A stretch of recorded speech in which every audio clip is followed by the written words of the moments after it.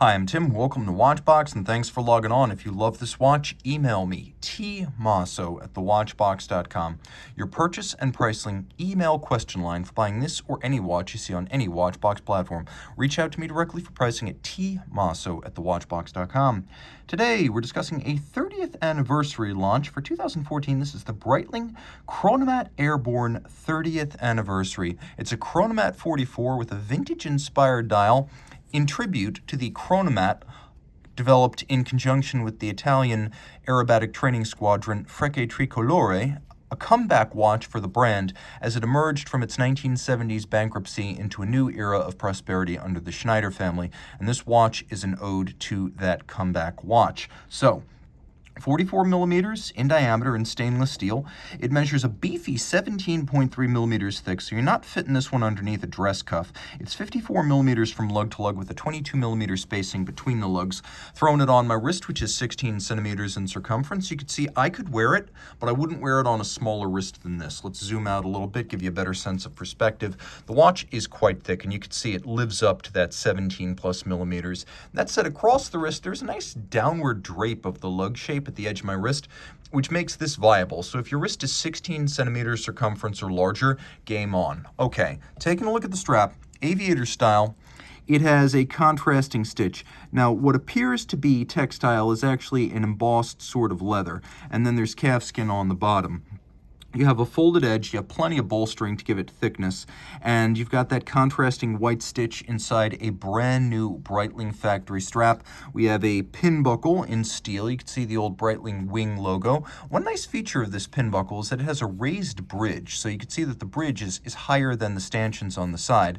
So what happens is when the strap goes into the buckle, it actually doesn't stack up thicker than it needs to be on the wrist. It sits fairly flush. The case is classical Schneider era Breitling, which means high polish and big. But it is fairly graceful with lovely lines and tapered lugs. It is a remarkably shapely thing. For all of its mass, it does have class. We have the onion-style screw-down crown that's been a signature of the Schneider-era chronomats. Remember, the chronomat originally came out in the early 1940s as an early take on Breitling's logarithmic scale circular slide rule chronograph. The chronomat was reborn in the early 80s as something very much like this, a chronograph with this onion-style crown, big rider-style tabs on a bezel that makes the bezel easier to grip.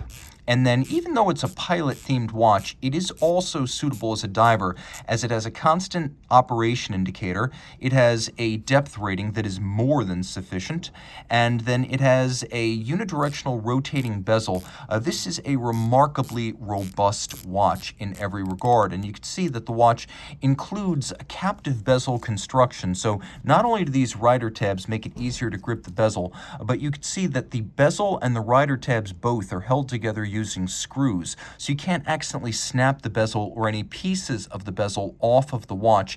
It is very, very resilient in that regard. Zinn also uses captive bezels. They're much tougher than the bezels used by, among others, Omega, Tag Heuer, and Rolex. You can also see that the bezel has a little bit of an inlay of rubber, so you can see all these scales are actually rubber inlaid inside the bezel, which is polished outside and then satinated on its top. You can see there's some small marks here, pre-owned watch, full disclosure, but condition is very, very good. There's also an inner metal ring called the chimney on these Breitling bezels, and that helps to separate the motion and displacement under shock of the bezel from the crystal.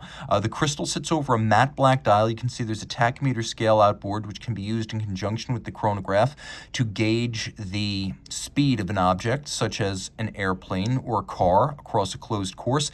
There's a step down then. You can see there's a side to the Rayhot, which features a combination of minute and second hashes. And then we have applique rhodium-plated steel hour indices. We have silver sub-registers, each of which has a polished chapter ring. We have a black disc inside a black dial for the date. The watch does include plenty of lume. We'll do a lume shot here. In case you're wondering, the watch is 200 meters water resistant. I don't think I mentioned that earlier, but it is. It does operate as a diver if you wish. You can see the image of the Italian aerobatic squadron aircraft. I can't quite make out the make or model of it, but it is representative of 30 years, a partnership between Breitling and the Frecce Tricolore that continues to this day. Nice satin finish on this caseback, a combination of satin and polish, and you can see there's actually a little bit of a transition between the two, which is unusual and unexpected.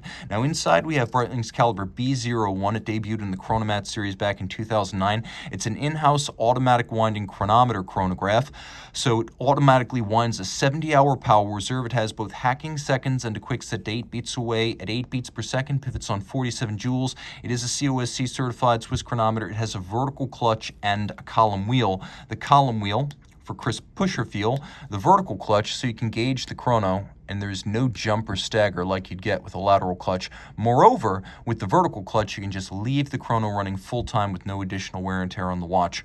Reach out to Team Mosso at thewatchbox.com for purchase and pricing details.